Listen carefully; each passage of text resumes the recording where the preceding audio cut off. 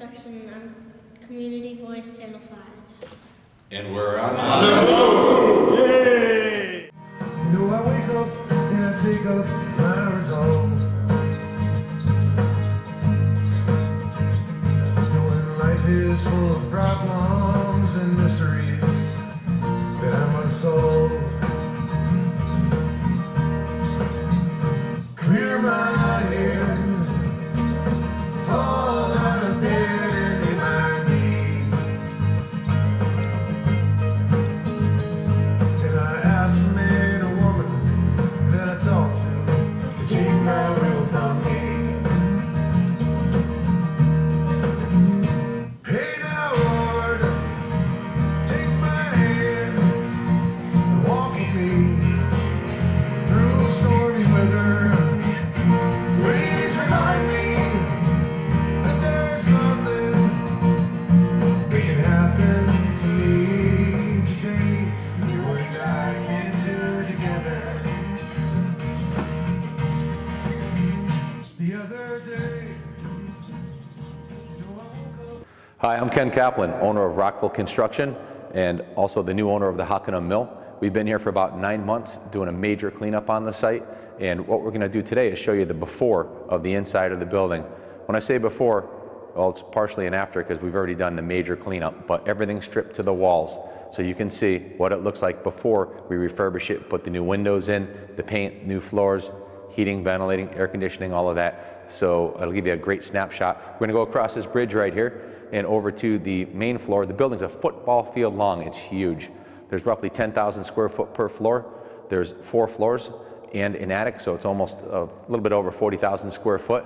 So we'll give you an idea of what's going on over there. 25,000 square foot of it is going to be a motorcycle restoration factory for my company, Kaplan Cycles. The other 25,000 square foot is going to be the computer tech center for Kaplan Computers. So my two passions, motorcycles and computers, are all going to be combined into this one beautiful old building that we're in the process of restoring. So we're going to take a walk across the bridge. Why don't you come with me and I'll show you what's going on over there. Okay, here we are. We're on the 3rd floor of what is going to be the motorcycle restoration factory. It's a football field long, so you can see, I mean, go long. It's 100 yards. It's over 300 feet. And we can put over 600 motorcycles in here. There's going to be 4 rows of bikes across here. The first part of the facility here, where I'm standing, is going to be the actual motorcycle restoration shop. We're going to have 8 stations where there'll be full frame-off restorations being done. So they're going to have a lift in the middle and shelves on both sides so you can completely dismantle a motorcycle to the frame and then build up from there. So really neat feature about this is there's a bridge to the motorcycle showroom next door here, the concrete building next door. So we'll drive motorcycles into that building, roll them over the bridge to the 3rd floor here. Here we are, here are the double doors to the bridge. That's the motorcycle showroom in there. We're actually going to be riding motorcycles across this bridge. There's a koi pond down there. That's actually Carrie's koi pond. And it's just an awesome old bridge. It's made out of iron. We completely restored it. It's got a brand new roof, new walls. We did the concrete parging on the outside. It's beautiful, and it's going to sound awesome rolling over here with a motorcycle. I'm really psyched about this.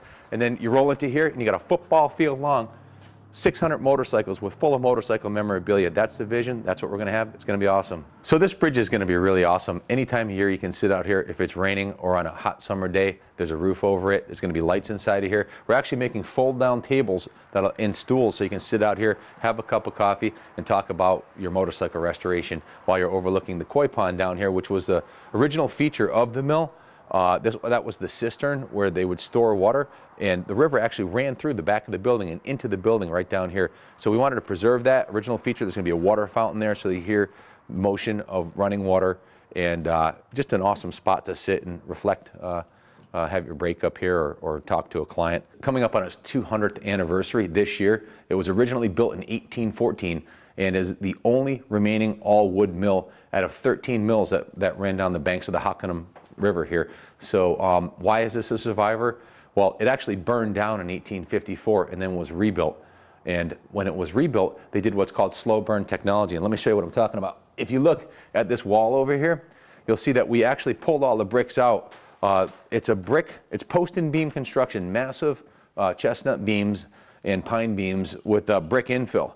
So the brick infill would slow the fire down, and the building actually caught on fire several times, but it never burned down because of this slow burn technology they're able. One of the things you'll note is I'm 6'2", ceiling's about 8 foot in here. This is the 3rd floor. The 3rd floor, as you go up from the bottom has a 14-foot ceiling. The 2nd floor has 10-foot ceiling. The 3rd floor has an 8-foot ceiling, and the 4th floor has actually almost a cathedral ceiling because it is a 12-pitch roof. But the floors get a little shorter as you go up. In any event, this is a slow burn technology. Why are the bricks out of the wall?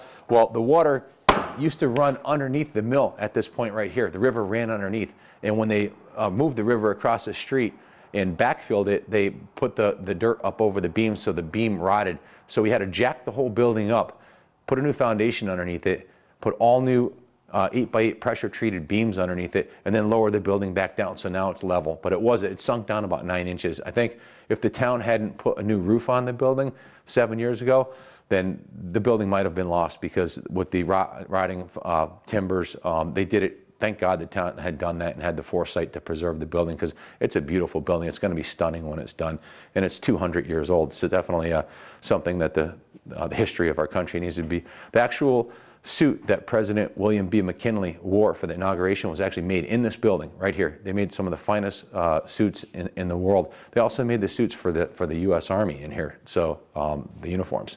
But as you can see, it's a huge, huge space. The first 75 feet, first 100 feet of this is going to be the actual service area where the motorcycles are dismantled for remanufacturing. It looks pretty rough right now. You should have seen it when we got it. It was full of garbage. There were probably 10 separate rooms on each floor. So we must have pulled out 100 dumpsters full of garbage. We had a team of 15 guys working here for 3 months just on the cleanup, pulling out the old electrical. Everything's going to be brand new. The full electrical system, sprinkler system. The windows are going to be, they have to be, because this is listed on the National Historic Park System and the State Historic Parks Organization as a historic site, historic buildings. We have to recreate, the exterior has to look original. So the windows, the muntins, the divided lights, everything cost about twice as much per window. These windows are going to cost a lot more than, you can't just put a vinyl wrap window or vinyl sided building like this. It has to be, it has to look original and maintain that integrity. So that's definitely important. You know, want to thank the Sean Gately, the Economic Development Commissioner for the town of Vernon, the mayor, and also the State Department of Economic Development and the Brownfields Department, Lilia Kiltika and her team, for making this possible. They have really been part of the team and part of the solution to make this happen, and without them, this wouldn't be happening right now. This building probably would have collapsed 5 years from now. The bricks that aren't going to be reused, you can see they're broken and cracked and crumbling, probably because the building settling caused that to happen. There's a tremendous amount of pressure on these bricks. So these are going to be replaced with reproduction bricks, actually salvaged bricks from another building that collapsed on the site here. But these are the good bricks. These are 200-year-old bricks. They don't even make, the new bricks are hollow. They don't make them like this. So we have enough historic bricks to do the rebuilding of that wall over there. So that's what we're working on right now on this floor, is getting the structure 100% sound before we start resurfacing all the everything. 1.5 Universal from the Cincinnati Milling Machine Company in Cincinnati, Ohio. They made parts to repair the looms that were in here. This is serial number 116. So this was the 116th model that they had made in 1886. This is going to be completely restored and put on display in the mill here. It's an awesome artifact that was preserved in the building.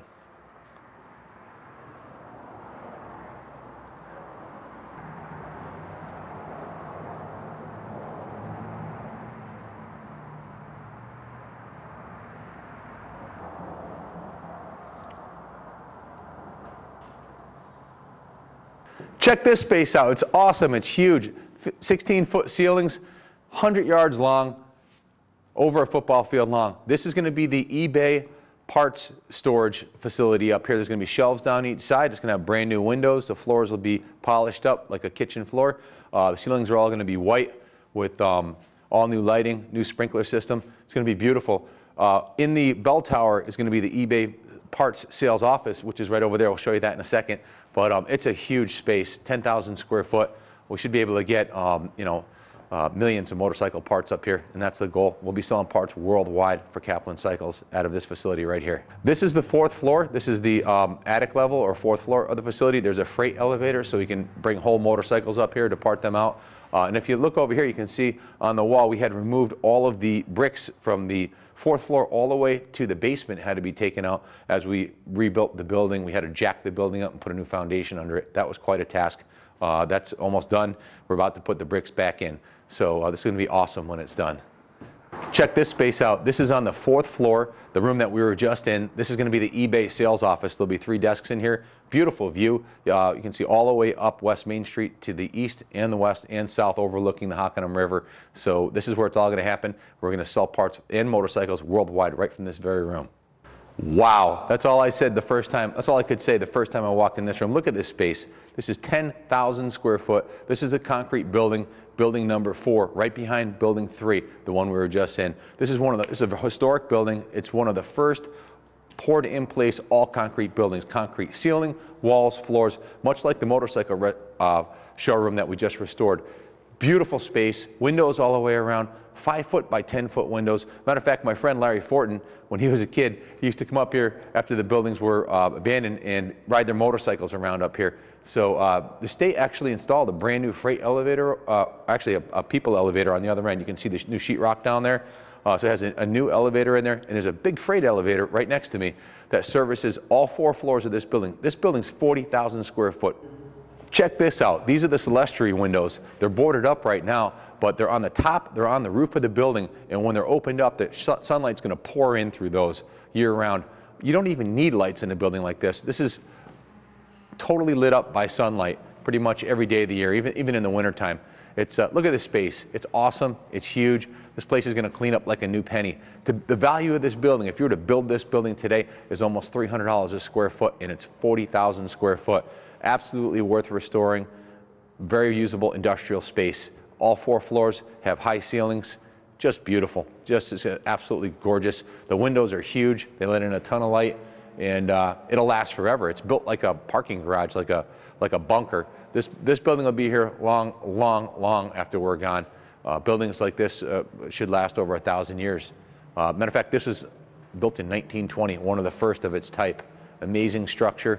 Can't wait to see it fully restored. It's going to be beautiful. So stay tuned. Faith, beyond what the eyes can see. You got to have faith to take on a project like this, and you got to have vision. I look beyond what is here and I see the finished product. I've done this before with other projects, none of this scope, but I've done a lot of restoration projects over the years, and the finished, what it's going to look like when it's done is nothing what it looks like now. So in any event, I'm standing on the 2nd floor of what is going to be the Kaplan Computers Tech Center. This is going to be 25,000 square foot. The lower level has 2 buildings on the front and rear that make the bottom level 15,000 square foot. This one's 10,000 square foot. And if you look at the beams, they're huge, huge chestnut beams. They've got many coats of paint on them that we removed, so it's almost down to the bare wood, and it's ready to be repainted. The floors will be redone, all new windows. There was some issue with some of the beams in here due to a chimney leaking. As you can see over here, we had to take that beam out. That's going to be replaced, and new supports put in, and then the bricks reinserted. So yeah, it's going to be beautiful up here. Come back for the after and see what I'm talking about. Capable of lifting 60,000 pounds. We had over a dozen of these and some larger ones, 50 and 100,000 ton or 100-ton jacks. That what for? We had to lift the whole building up, 5-story building made out of stone, brick, and post and beam. This is the part I was telling you about earlier that rotted when they backfilled the foundation. They made a mistake and went up over the beams, so the whole building on this side sunk down a foot. We had to jack up the whole building, rip the foundation out. Thanks to, hats off to Peter Lofstrom. He's our main project manager. This was an engineering feat here to do this. He's done this quite a few times before, including the restoration at Adams Mill, where we had the whole building up on jacks. So Pete's got a lot of experience doing this. Frankly, I was a little intimidated by this part of the project, and I thought that we might not be able to straighten the building out. If you had seen it before, you would understand what I'm talking about. The whole building was sagging down. Now it's straight as an arrow. Pete and Dolores, who is our head mason, she did all of the foundation work. Carrie Uzel was part of that team. But hats off to the Rockville construction team that straightened this building out. They did an awesome job. These timbers that are underneath here, this timber right here, is a pressure-treated 8x8 timber. Massive 16-foot beams. I actually lifted one of these in here with 3 other guys, so they're really heavy. But it's done. We just got to do some of the finishing touches, finish the masonry work, and this part of the building will be preserved for future generations. It's going to be awesome.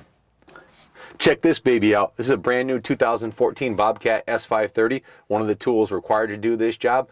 Has a full cab, and it's air filtrated, so if there's dust, you don't get dusty inside of it. It's got a 100-inch bucket on the front of it for demolition, and it's an awesome machine. This is just one of the Bobcats that Rockville Construction owns. We have 3. One of them has a track system on it. It's a track loader. The other 2 are skid steers. They have the tired machines. So we have 3 Bobcats, 2 bulldozers. One of them's a John Deere 350. We have a John Deere 750 bulldozer, a huge one. Also a John Deere 690 excavator, and a bunch of small hand tools, gas saws, and pretty much I think we have about 25 motorized devices here between the trucks, 2 dump trucks.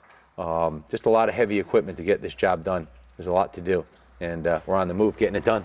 So all these big boy toys we have here, I've been collecting these for over 10 years. I did a 50-acre project in Tolland, created a big park up there, a pond, 3 diving boards, 2 motocross tracks, miles of stone walls, and I've been accumulating this gear for a long time. I owned all this heavy equipment. That's one of the reasons I was able to take this job on, is we had a massive inventory of heavy equipment to do the job. This is the one new piece I bought since we took on the project. It's beautiful.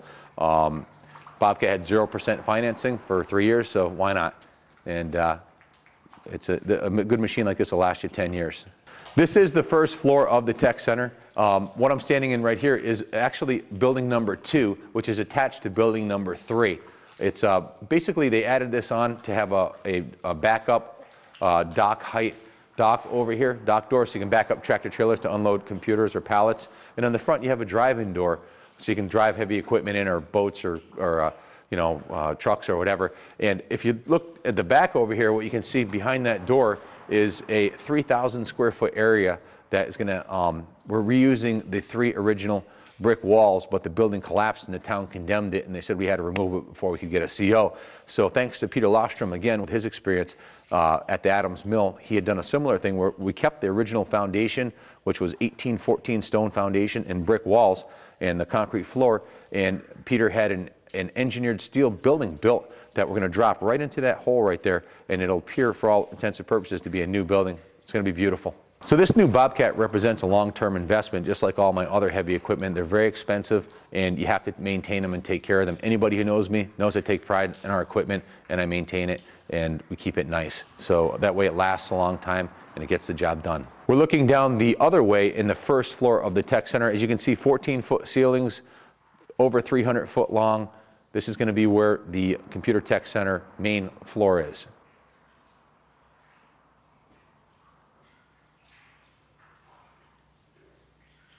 All started, and here's why it all started. This is the Hockanum River, fed by the Schnipsett Lake, and the mills all moved here for hydropower, which is something we're looking into. We're looking into harvesting the power of the water. We own the property over to the other side of the riverbank, so we own the water rights to the Hockanum River for about almost a little over a quarter-mile stretch here. When we got here, this thing was filthy. It was full of bicycles and shopping carts and garbage, and it looked horrendous. Now it looks like something from Vermont. It's beautiful. I had a team of guys walking through here picking up garbage for better part of several days to clean it up. When we first got here, we camped out. There was a lot of pent-up excitement from my team, and 24 of us camped out here for 11 days straight. Came up here with my RV, and they bought their RVs, and we stayed here. We did not leave this park. I did not leave this site for 11 days straight. Had sent people out to get food, had food delivered, and we camped right here. Why do we do that? Well, there were a lot of homeless people that were living on 11 acres here. There was like a little homeless city up in the woods here.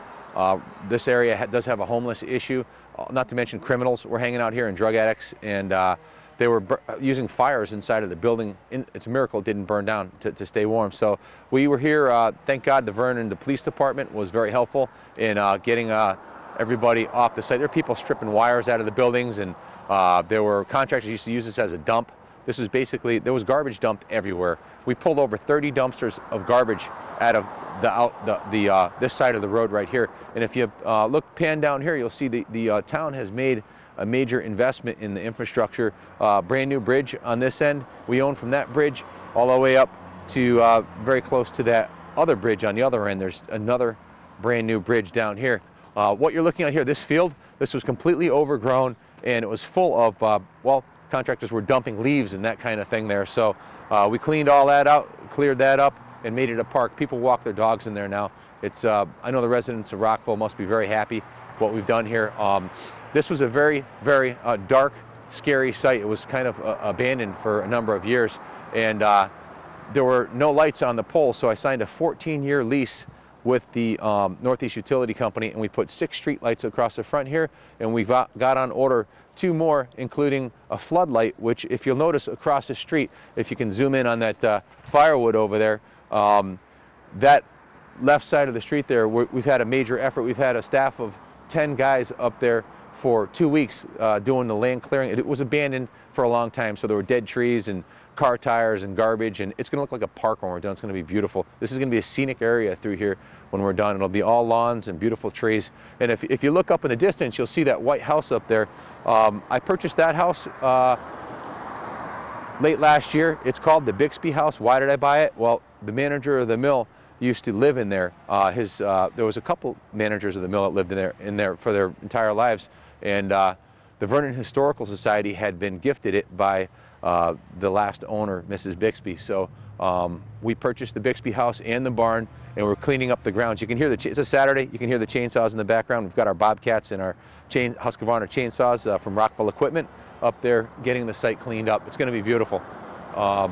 If you look at the small white house here, that's the actual office building. The president of the company was in the office on the right, and the secretaries were on the office on the left. We're going to use that as our office building. My office will be in there, and the conference room will be on the other side, and there'll be 2 offices upstairs.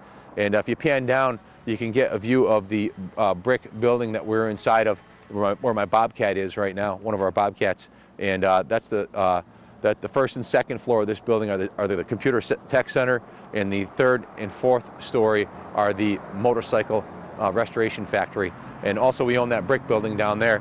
I didn't want to get into that yet. We're not working on that building yet, but that's another awesome structure, slate roof, all brick, that we're going to restore, completely restore. There's going to be a karate, mixed martial arts dojo on the 3rd floor with a full fighting ring and a boxing ring. The 2nd floor is going to be a gym, and the 1st floor is going to be like a juice bar and retail area. So we have plans for these buildings. You can see from the front here, from the streetscape, you see these 3 buildings, and if you can pan over, you can see the bridge that we were walking over before. That bridge is connected to the concrete building that's fully restored and is going to be opened as Kaplan Cycles on April 16th, which happens to be my birthday also. But in any event, you can see up at the top there, the top of the giant concrete building we're in. That's building number 5. That's a 40,000 square foot concrete building. There's also 4 other buildings behind here that you can't see. It's kind of like when I first pulled into here, when you drive around the back, it was like going into the Aztec jungle and seeing an abandoned city. It's a little industrial city back there, and it had been abandoned for years. So literally you couldn't see some of the buildings because the trees had grown up so much around them, and they were full of raccoons and people squatting in there, and just it was an absolute disaster. So we've been here for 9 months on the cleanup. Literally for 9 months we've had teams of people working just on the cleanup of the site. It was a massive cleanup effort. We're working closely with the Department of Environmental Protection to deal with some of the issues, the asbestos and lead and VOCs and other contaminants that may be on the property. We've done our Phase 1 environmental, our Phase 2 environmental, and we're working towards contracting with a company for the Phase 3. We need an LEP to do the Phase 3 and final cleanup. We have removed several oil tanks from the property and done quite a bit of cleanup already. So that's well underway, and we're on the move here, making it happen. Our goal is to have the first building complete and up and open for business on April 16th. So stay tuned for the next episode, and we'll show you our progress at that point. I'd like to say a little bit about the team here at Rockville Construction. We've hired over 60 people since in the last 10 months that we've been here. And of that 60 people, we have 21 that were they're just rock stars. They're awesome. They're hard workers. They work as a team. And would like to also add that they're all either unemployed or underemployed before we started this project. And I feel like I was able to make a difference in their lives and also everybody in the neighborhood here. Not to mention half of them live in Rockville. So awesome team, proud to work with them here.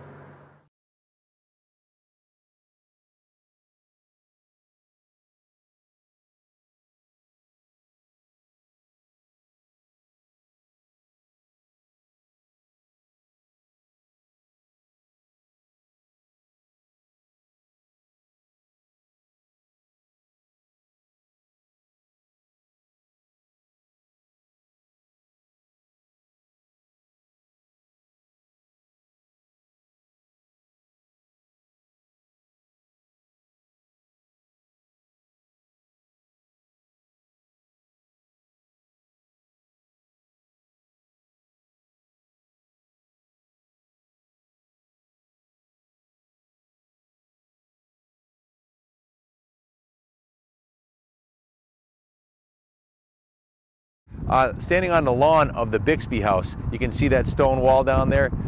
2 weeks ago you couldn't see it. We've had a team of 20 guys up here for 2 weeks cleaning up the grounds.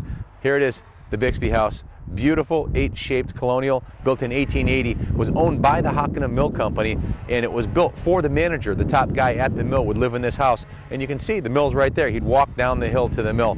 This street, it's on Orchard Street. This is 7 Orchard Street. The entire street was all made up of homes owned by the Hockanum Mill Company. That was back in the days when the companies would really take care of their employees, and the employees all had company housing right there. And over behind the Bixby house is the carriage house, because guess what? Cars didn't exist back in 1814 or 1854.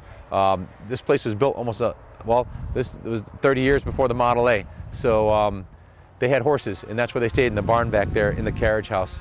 So as you can see, we're cleaning up the grounds. All of these trees here and all of the brush you see here were all cut down over the last couple of weeks. It's going to be used for firewood or recycled. So this building was owned by the Vernon Historical Society. It was gifted by Mrs. Bixby before she passed away, and we purchased it from the Vernon Historical Society, and we're going to restore it. It's going to be a beautiful place.